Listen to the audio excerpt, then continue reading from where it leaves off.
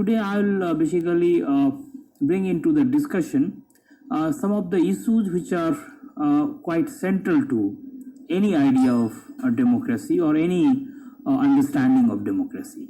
That how do we how should we approach this question of democracy? Because in fact, when we talk of democracy, we imply with democracy two things. One, as rightly pointed out earlier, that it implies the rule of the people, that the sovereignty lies with the people. But who is this people? Then the question boils down to the majority, that the majority of people, whatever they feel, is basically a democracy. Then there has been a criticism of this idea also, that this majoritarian decision can also be mobocracy, that the rule of the mob, the majority.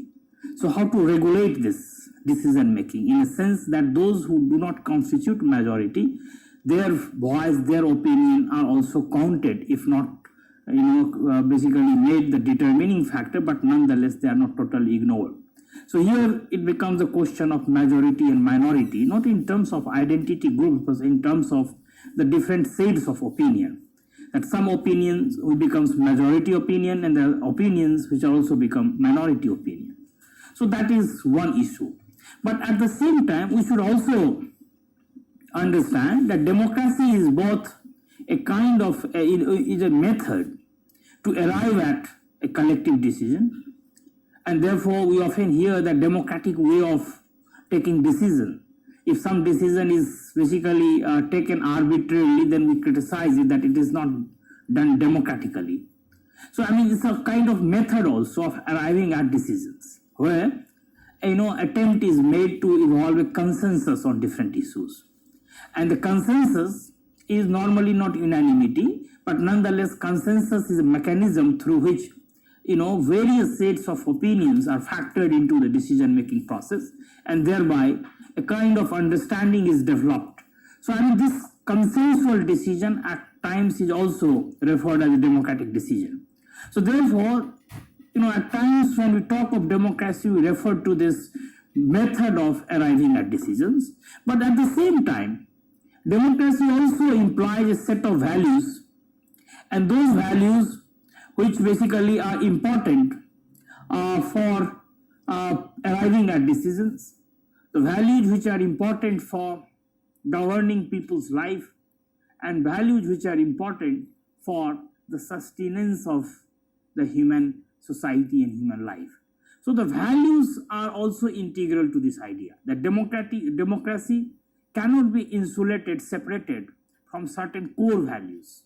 And those values are the values which have become the most cherished values of humanity or human beings in modern times. So therefore, democracy, of course, is an old concept. We will come to this issue later, that how it has evolved over the ages.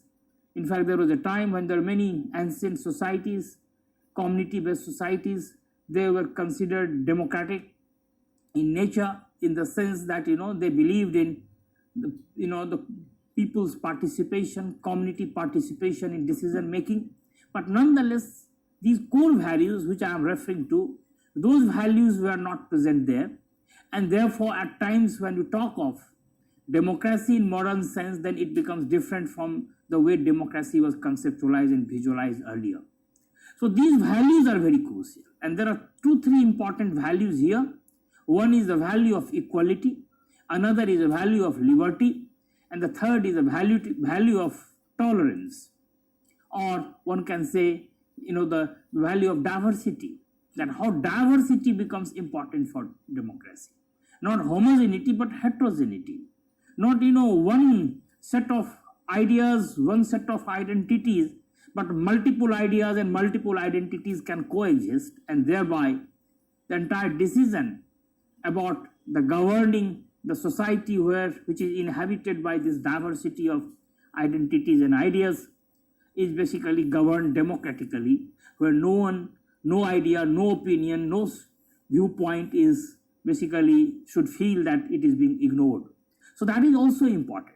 So diversity and tolerance, along with liberty and equality, and Along with all these values, the concept of fraternity. So I mean, all these values are very crucial for the working of a democratic society or a democratic government. So that is one thing. At times we refer to both democratic society and democratic government. I mean, there is a difference. Government, when we talk of government, then basically we refer to the organization of power or agencies through the organized power is wielded and exercised, and how democratically it is basically handled, or how democratically it can operate. And here it becomes important that how this agency of agency through this collective power is exercised is based on the consent of the people. So consent here becomes important, and it is through this consent that a legitimacy is provided to this power structure. So legitimacy based on consent, and therefore the entire idea of accountability also emerges out of this. When we talk of democracy at the level of government and state, but when we talk of democracy at the level of society, then we basically mean that how society is basically surviving, how the society is basically working, functioning through democratic means. And when we talk of democratic means, then basically 2-3 things are important. And one is here tolerance, that how people are tolerant towards each other, how the entire concept of coexistence is basically premised on this idea of tolerance, tolerant towards different culture, different viewpoints, different faith, different identities, and so on and so forth. So therefore this distinction is also important: democratic state, democratic government, and democratic society. Now what happens that when we talk of democracy, then of course 2-3 important issues emerge here, and that is that how it has been conceptualized. The conceptualization part is important because it is on the issue of conceptualization that there has been a lot of debate, and there is also division among the scholars, and this division is very important in the entire social science. Then another issue comes that how people have defended democracy, because as we know that democracy has been both defended as well as criticized. There are defenders of democracy because those who defend it, they believe that there is nothing better than this government because of 2-3 things. Number one, that it is based on the consent of the people. It is best for securing liberty and rights of the people. It is the best government which can basically help people developing their self, their identity, their protection of their common interests, and so on and so forth. So therefore, the defense of democracy is basically essentially premised on basis of its role in promoting human welfare. So I mean, this defense is there. And at the same time, we also find that there have been critiques also. A lot of critics of democracy, they believe that this is not a very good form of government because of 2-3 reasons. That here the decisions are not quick because it believes, in a principle that all decisions should be based on the consent of the people, and the consent of the people is not at times, readily available. Number two, it believes in the consent of the people, and therefore the people, all of them are not quite intelligent and profound in terms of their opinion, and therefore it is a government which is based on mediocrity. It doesn't recognize the basically talent of the people. It is not based on the principle that better ideas, those who are better qualified, they should be in a position to provide the leadership. Rather, it believes that it is ultimately the majority of the people who should count. So therefore, the critics of democracy are equally sizable in number, and these critiques have taken a number of forms. And as we know that there are number of political theorists who have criticized even in modern times. In fact, the entire idea of totalitarianism or authoritarianism, the two systems, political systems which have come off and on in modern times, they have basically come on this basis basis of criticism of this democratic form of government as a popular government based on popular sovereignty and the consent of the people. So the criticism part. So what happens at conceptualization, then the defense, and then criticism. So basically when we survey the entire ideas, or if we run our eyes on the whole set of ideas on this concept of democracy, we find that they are essentially divided into 2-3 categories. Those who have defended it, those who have critiqued it. But at the same time, the conceptualization part is very important. We'll come to this issue later. Now, then the third thing is the models, different models of democracy. And that is also important. How democracy has been visualized as a system of government, basically in which this participation of the people is important, but the participation, the nature of participation has always been debated, that at what level people should participate and what type of participation can qualify a particular system, organization, or arrangement to be democratic. So the nature of participation. And this participation, of course, has been very important for a model of democracy which is considered direct democracy or participatory democracy. I'll come to this issue later, that this participatory or the direct democracy was basically the hallmark of the ancient societies where whatever form the democracy was available, it was essentially based on this participatory model. Whether it was Athens in the ancient Greek society, or even in ancient Indian society, when we had the concept of this panchayat, samitis, sabhas, and we believe that in ancient times, a lot of small village communities, they govern their life through number of assemblies, and those assemblies working was more or less democratic in terms of the decision making and the participation of the people, where every member participated. Of course, here we should also remember that at times it is believed that in ancient times this principle of direct democracy, this model of direct democracy was also based on the principle of exclusion. A lot of people were excluded. For example, in ancient Athens, it is believed that the slaves, women, and other types of members of the society, they were excluded from both decision making and those assemblies which was based on mass participation, because they are considered inferior. So inferiority and superiority basically characterize the participation. And here, as the Aristotle, perhaps the Greek philosopher, political thinker, is most notable, who even said that the thinking and sweating cannot go together. So basically, those who are involved in a work which basically leads to sweating, they are not entitled for doing a work which is based on essentially a work which basically is geared towards thinking. So this type of thing was there.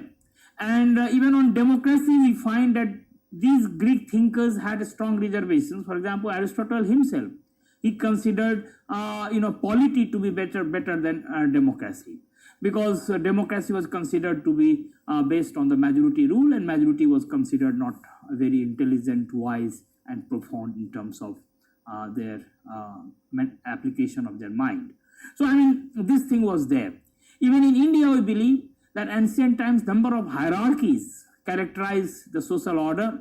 In fact, the most important hierarchy was the hierarchy of caste, and therefore in the caste hierarchy, everyone didn't occupy the similar status. Even on terms of gender equality, we believe that women didn't have the similar rights as men.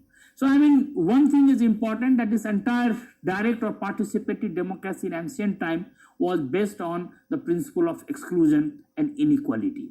Whereas equality is a very important value for modern democracy, whether participatory or the representative. Of course, today we have very few cases of participatory democracy, the way it was prevalent in ancient times, but at the level of idea, it exists even today. For example, many of us can recall that the Switzerland basically practices some sort of direct democracy through number of instruments, and the 3 instruments are very important: referendum, recall, and initiative.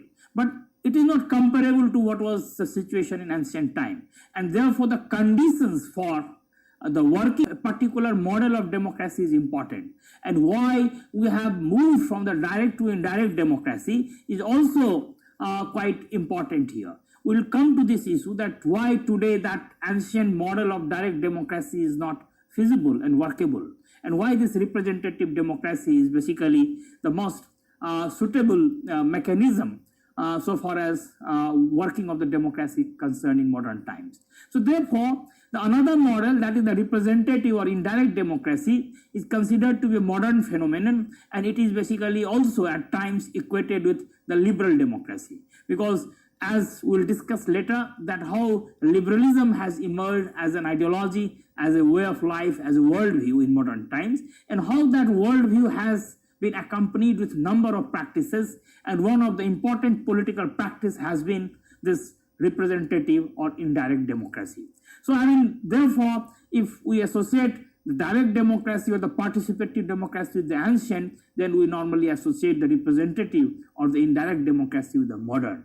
And of course, even in this representative indirect democracy, there are a lot of internal differentiations. There are a lot of issues of debate. There is no unanimity on number of issues.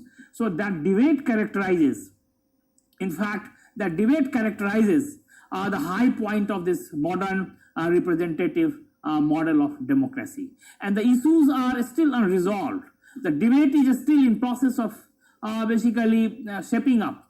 A lot of issues are entering into this entire discourse, and that is of course enriching the entire practice of democracy as well as the idea of democracy. So theory and practice of democracy in modern times have basically been enriched by a number of issues which have come basically in course of the working of the modern institutions and modern political process. So we will come to this issue, that's modern thing, later. So I mean, this one classification, that is basically the direct and the indirect. Then there is another classification, that is basically the classification of liberal and the Marxist or the socialist model. In fact, the liberal model of democracy is believed to be based on certain institutional practices and certain institutional arrangements, on certain values, where basically the political freedom is basically privileged, where political equality is also considered important, where certain set of rights are considered important. But one thing important, the economic rights are not privileged in the same way as the political rights are basically accorded a higher status. Whereas in this radical, the Marxist, or even not Marxist but the socialist tradition, because socialism has a number of schools, and within that tradition, in fact, what happens that there are certain values which are considered important, but one of the most important value is the value of economic equality or economic justice. And therefore, they believe that unless there is basically end of inequality, disparities, unless there is equality, both social and political, this idea of democracy cannot be basically actualized. So basically, entire concept of social democracy becomes integral to this idea of political democracy. So therefore, this another differentiation, that is this radical Marxist or the socialist versus the liberal one. Then of course you have the associational notion of democracy, you have deliberative notion of democracy, then you have the procedural and substantive distinction in the entire conceptualization of democracy, and finally you have also this elitist and the pluralist distinction, that whether the democracy is the rule of the elites and the people, the general common masses are only the consumers, and basically the elites are basically supposed to rule, they are supposed to lead, and the people are only supposed to go and vote for them. So iron law of oligarchy, I mean, only a set of people will always rule, and the circulation of elites, if it is there, then one can say that it is basically a democratic form of government. Whereas there is also a pluralist point of view, that how different groups, different communities, different associations in society should share power. So I mean, all these models, all these distinctions are there about so far as this model of democracy is concerned. But the two important models which are very important for any discussion is the model of direct and participatory democracy and indirect or representative democracy, which is at times equated with the liberal democracy. So we will basically focus on these two models. But one thing is important, that is the question of legitimacy in democracy. That any decision which is not legitimate, and therefore it cannot be called a democratic decision. So what is this idea of legitimacy? And as I mentioned at the very outset, that this idea of legitimacy emerges from the idea of consent. That anything which is not based on the consent of the people is not democratic. But ultimately then question becomes that who is to give this consent? The entire society, or only half of the society, or basically only the adult people, or only the educated people, or only the rich people. And this has also been responsible for a lot of debates within this entire discourse on democracy. That ultimately this democracy constitutes, or the democratic society, or the constituency of this entire process is located where? Who constitutes the people? And as we know, this thing has also evolved gradually. There was a time when the propertyless didn't have any say in this consent giving process. There was a time when those who were not educated people in society, they didn't have any right to be part of this process. Women didn't have the right to right in this process. In India, there were many sections of the society who were excluded from this caste hierarchy. They didn't have any right to participate in this process. And therefore, this idea of universal adult franchise has been a revolutionary idea so far as this question of political equality is concerned. And it is here that India can take a basically ethical moral edge so far as this evolution of democracy is concerned, because India is perhaps one of the rare instances where what happens that after the constitution was enacted, it basically in one stroke gave this right to vote to everyone, every Indian, is irrespective of caste, community, identity, and other markers, and that became the universal adult franchise. So India started its democratic journey with universal adult franchise, whereas in West what happened that it was given in bits and pieces, in doses. Women, entire movement for the suffrage, women's suffrage took many years to win this right, and therefore it came much later. The blacks didn't have this right in United States of America, a country which is known for basically revolutionizing this concept of democracy in modern times. So India that way took a lead by basically giving this universal adult franchise to the Indian people, the citizens of India.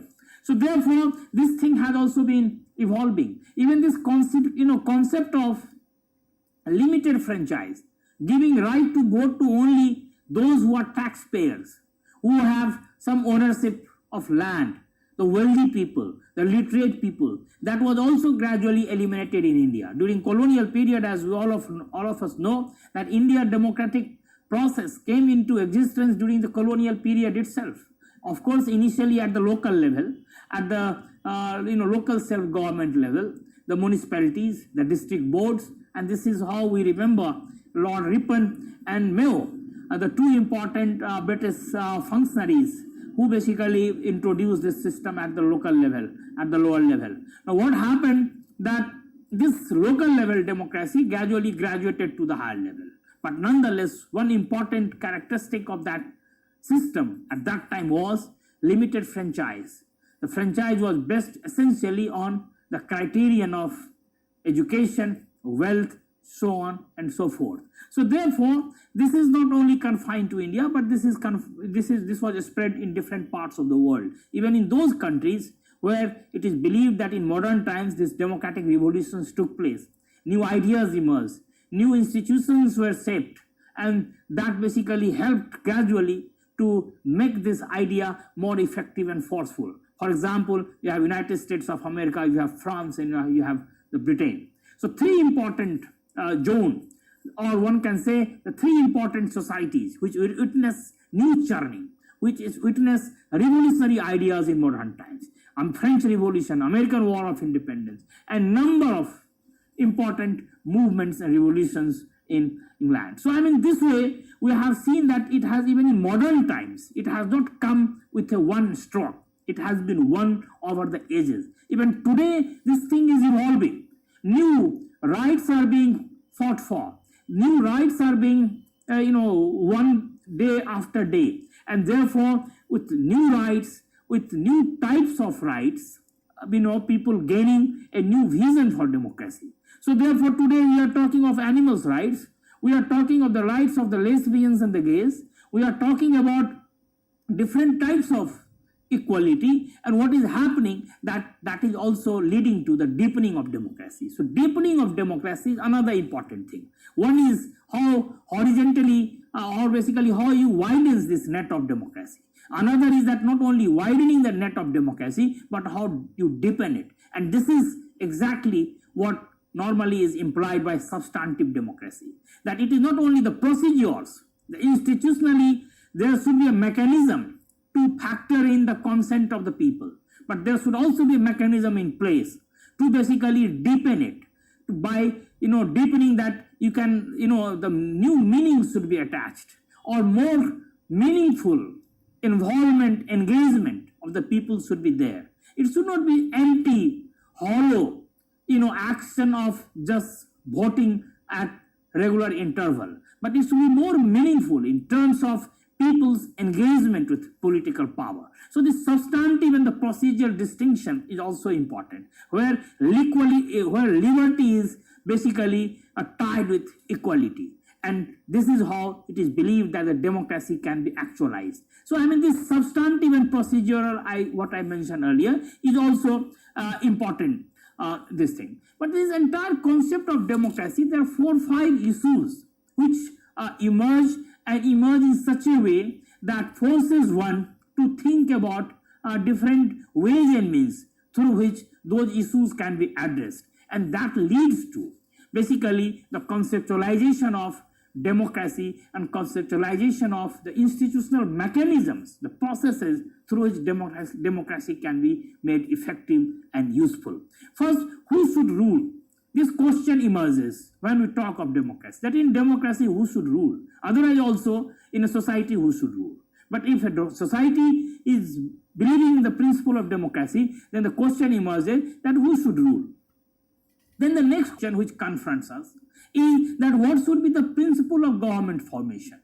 That who should form the government? And then the third question emerges along with these two is the institutional arrangement required for this government to basically function and work.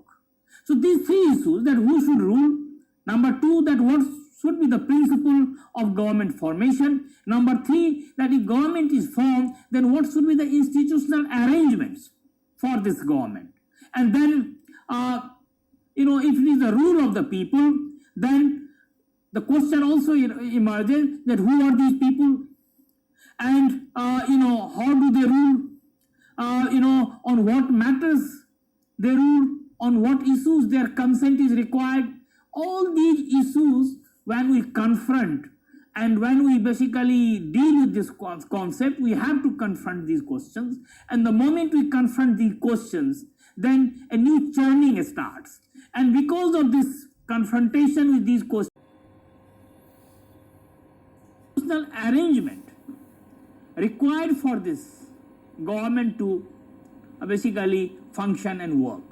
So these 3 issues, that who should rule, number 2, that what should be the principle of government formation, number 3, that if government is formed, then what should be the institutional arrangements for this government, and then if it is the rule of the people, then the question also emerges that who are these people, and how do they rule, on what matters they rule, on what issues their consent is required.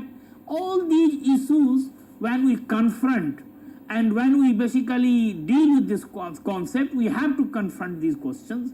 And the moment we confront these questions, then a new churning starts. And because of this confrontation with these questions over the ages, what has happened, the way people have addressed these questions have led to new conceptualizations, or basically conceptualizations which have led to new framework through which this entire idea of democracy has been basically operationalized, and the way the democracy has been visualized. Now, so basically what happens, that these questions are addressed in course of our engagement with this concept. But at the same time, the second important thing becomes that there are certain, crucial, the key issues which one cannot ignore in any discussion of democracy. And the most important and the first important issue is the issue of popular power.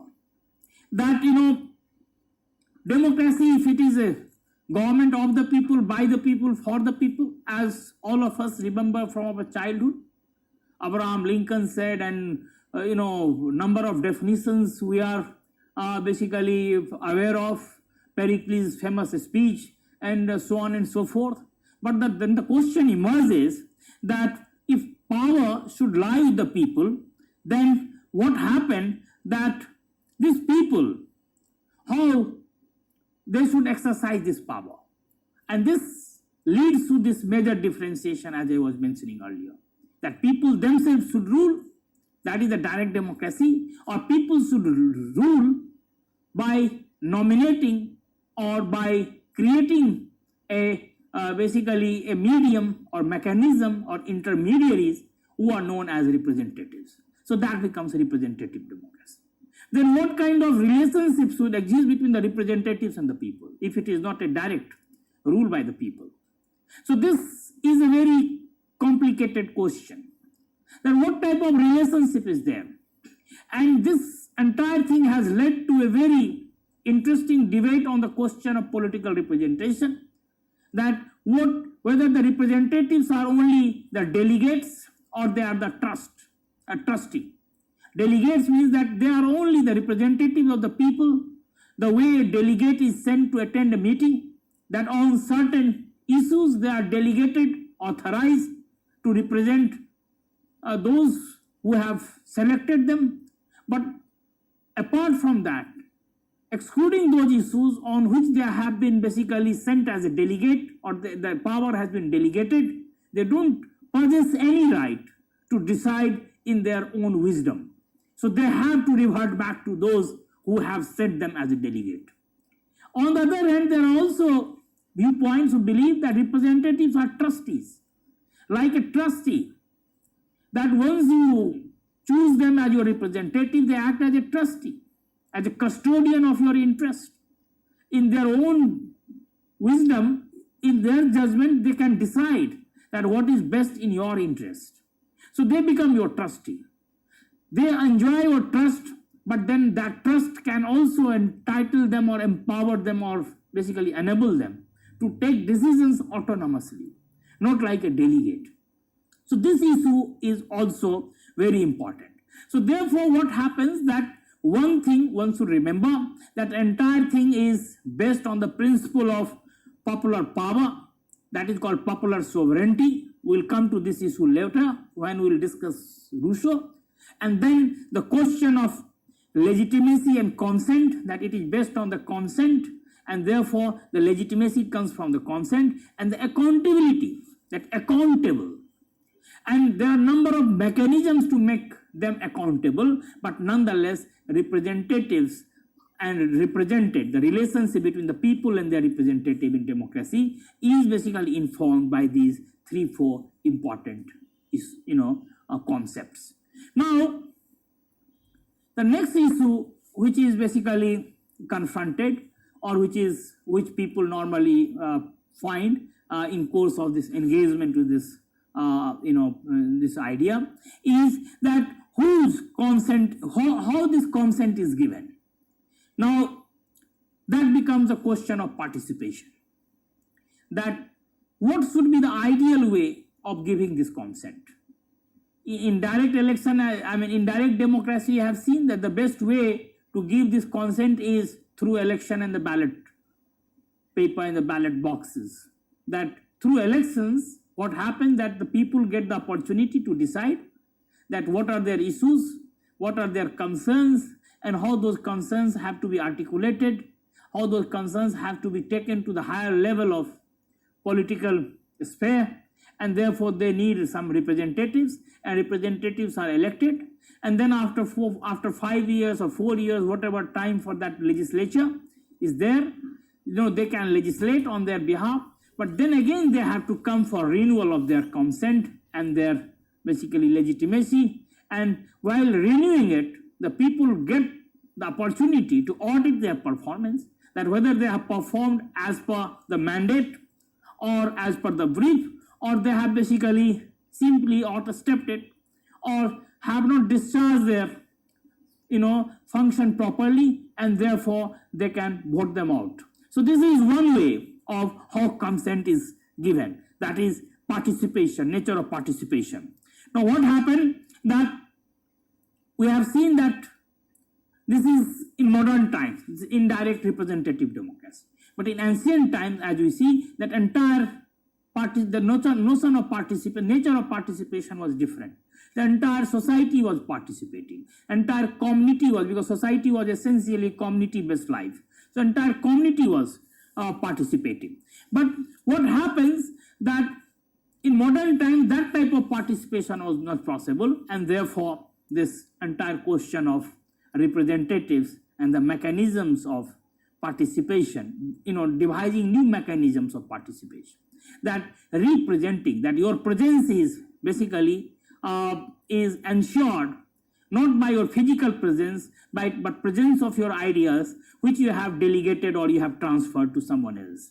So, but there have been modern thinkers. There are many modern thinkers, and most important among them was Rousseau, who questioned this way of participation, and therefore he said that sovereignty cannot be delegated. And he talked of popular sovereignty. The entire concept of general will was meant for this, that self cannot be transferred or delegated, will cannot be transferred and delegated, and therefore this entire notion of representation, according to Rousseau, was not sustainable.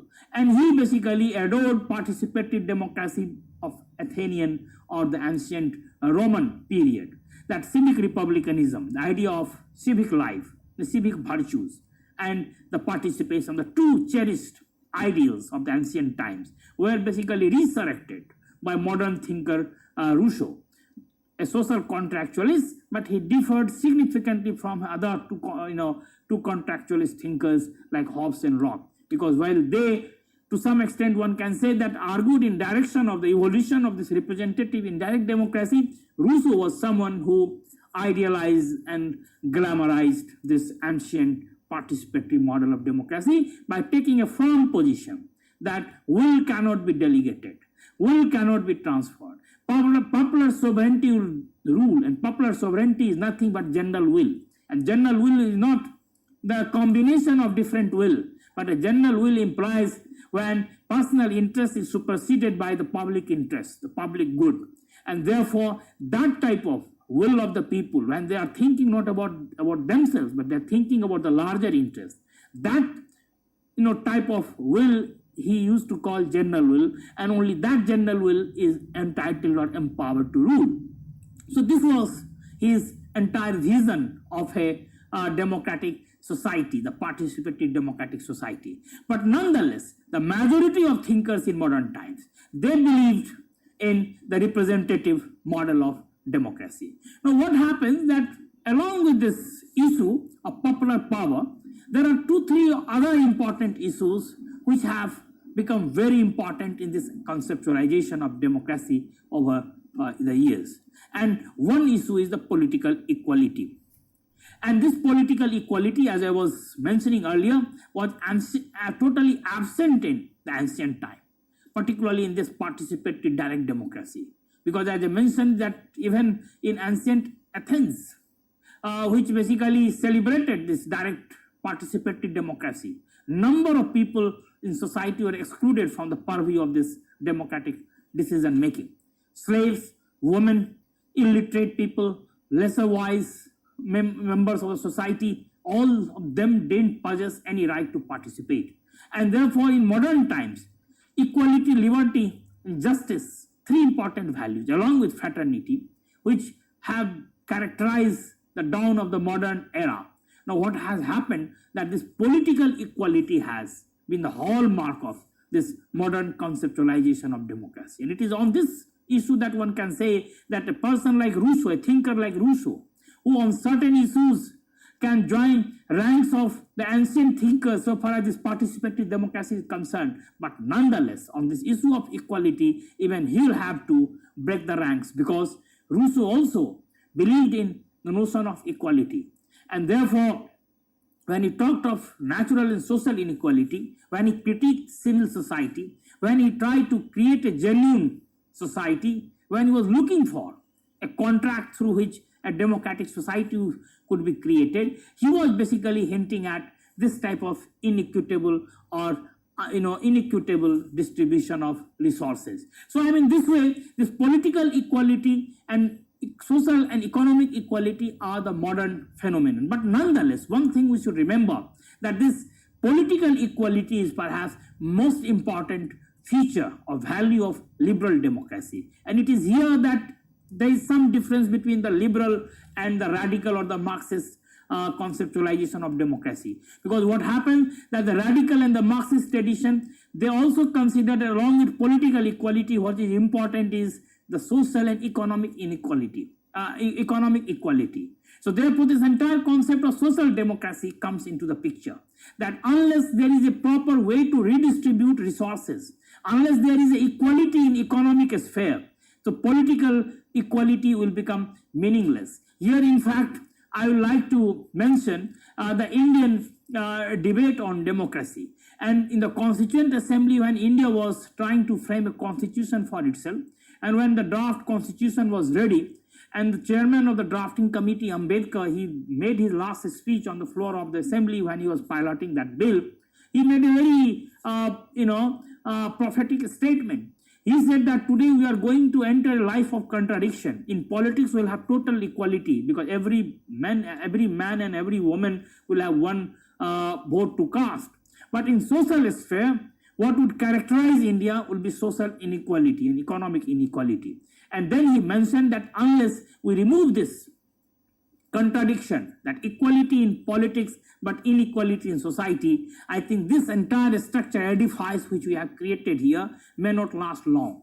Particularly those who would suffer on account of this inequality may come forward and blow the entire structure. So what he was hinting at, that there has to be a social equality, economic equality and political equality, then only the democratic foundation of a democratic society and democratic government can be made powerful and strong. So I mean, this was something which was stated by Ambedkar. But what I'm trying to argue, that these radical socialist traditions, they basically part company with this liberal tradition on this very issue, that they consider political equality important, but they also consider social and economic equality equally important for the sustenance of this idea. But so far the political equality is concerned, the liberal conceptualization of democracy is essentially premised on this.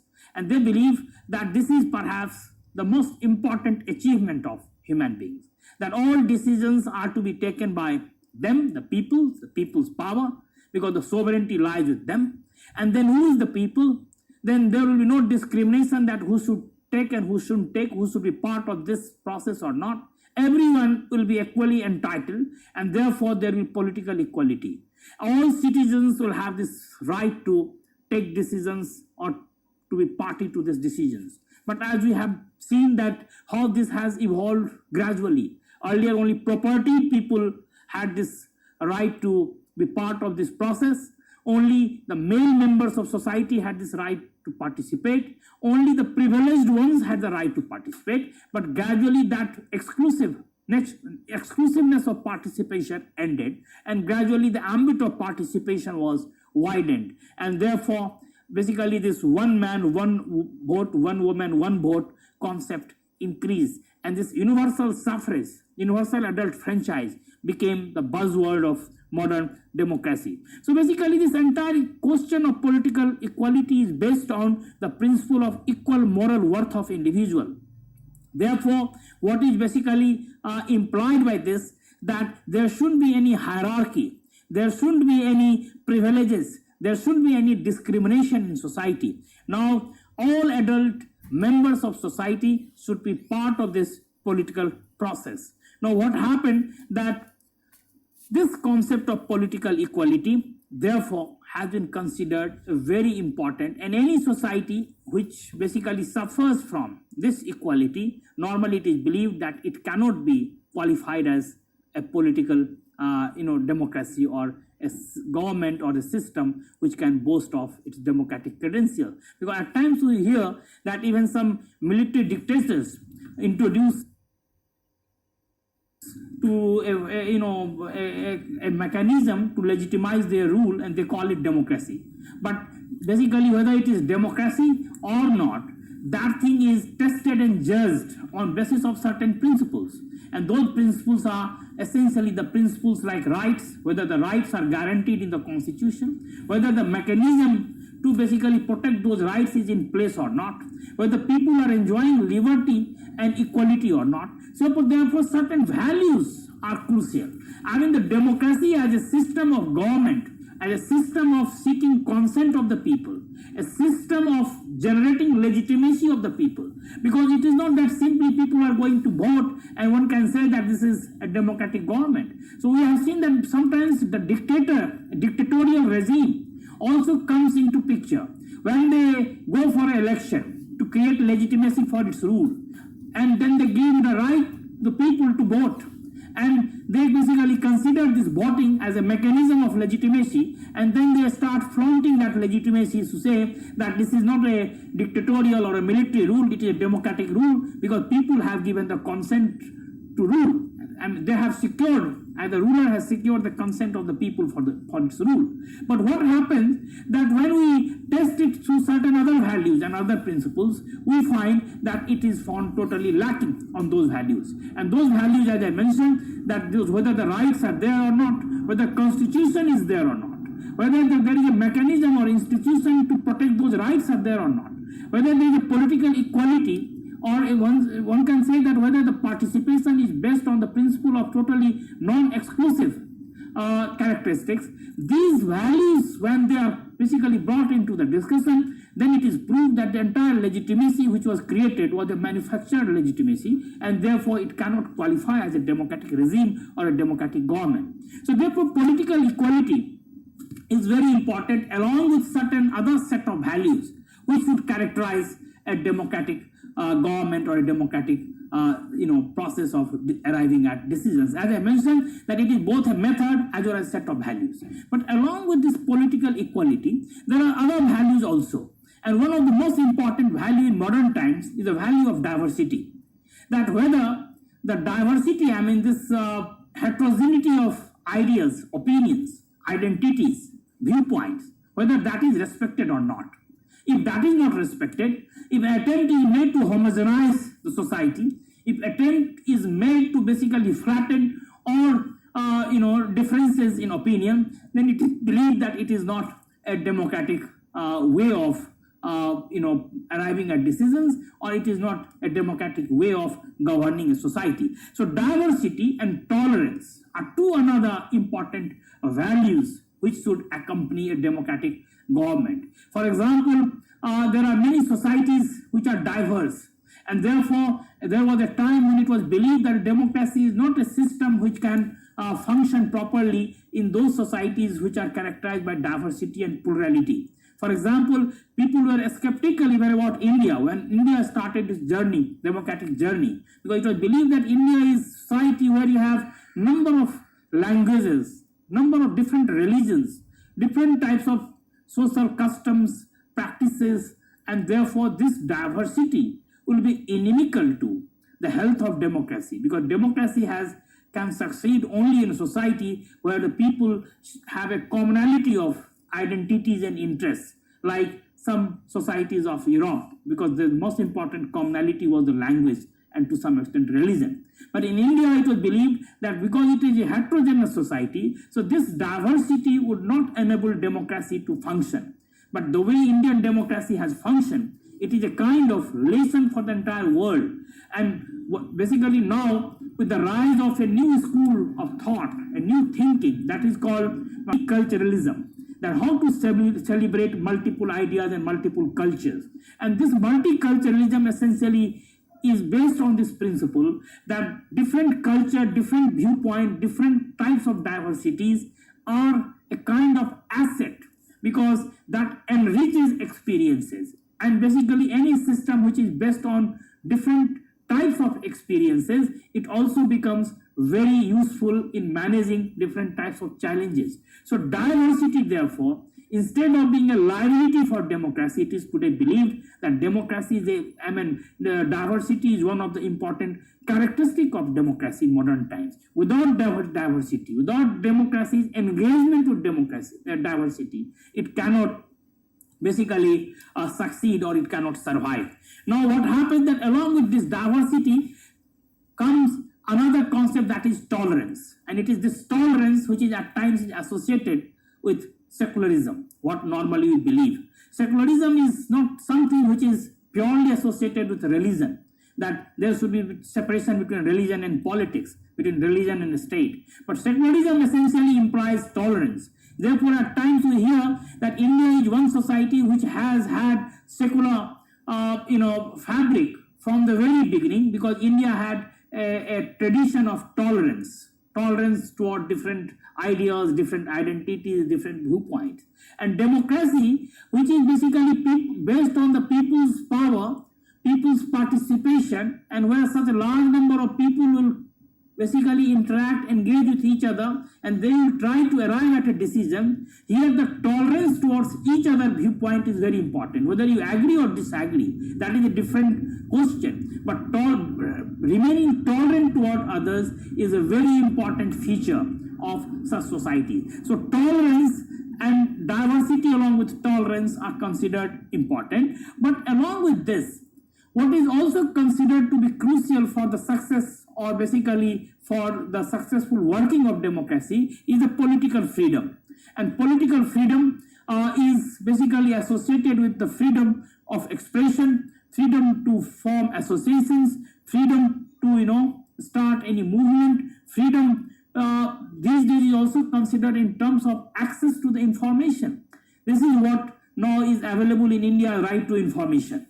That if people are better informed, if people have access to different types of informations about the political system, about the political power, about different issues, then the people can take a more informed decision, more wise decision, more effective and more profound decision about their life, their society, and so on and so forth. So therefore this political freedom, which implies all these issues which I have just mentioned, are also considered equally important value, along with the value of rights, that all these things are insignificant unless they are accompanied with a set of rights.